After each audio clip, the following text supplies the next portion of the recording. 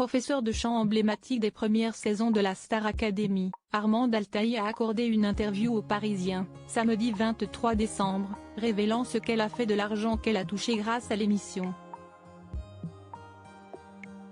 La 11e saison de la Star Academy bat son plein.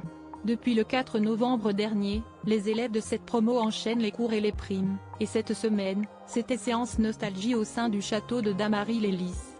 En effet, d'anciens professeurs emblématiques ont fait leur grand retour.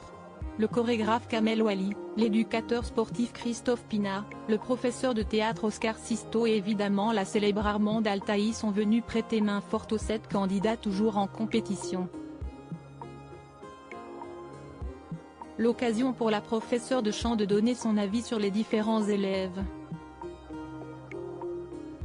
Dans les colonnes du Parisien, samedi 23 décembre, la prédécesseur d'Adeline Tonouetti s'est ainsi confiée sur la promotion 2023, « J'ai remarqué que l'ambiance était très gentille, adorable, même. Mais cela fait 2 mois qu'ils sont au château, et ils sont en retard techniquement parlant. » Au cours de cet entretien, Armande Altaï a également révélé que Djibril était son chouchou cette saison. Dès qu'il n'est pas stressé, il a un swing naturel. Pierre est très bonne aussi, Candice est un petit bonbon mais il faut qu'elle se bouge, qu'elle sorte de son cocon.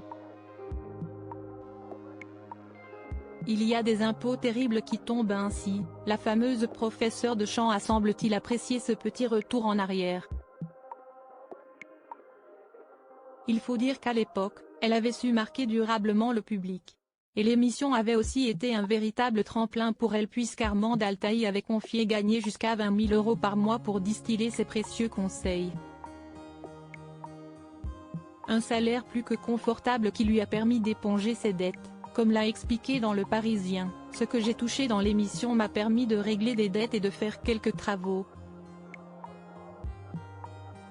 Mais il ne faut pas oublier que nous ne touchons en réalité que la moitié de nos cachets, voire moins.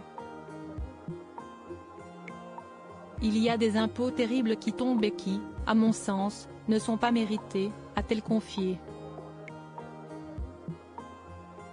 Aujourd'hui, elle l'affirme, les artistes ont des retraites lamentables. On ne travaille que par à-coups, seuls ceux qui ont la chance de faire des succès peuvent avoir une retraite. Les autres, nous devons travailler jusqu'à la mort. À 79 ans, Armande Altaï a donc repris son activité de professeur de chant.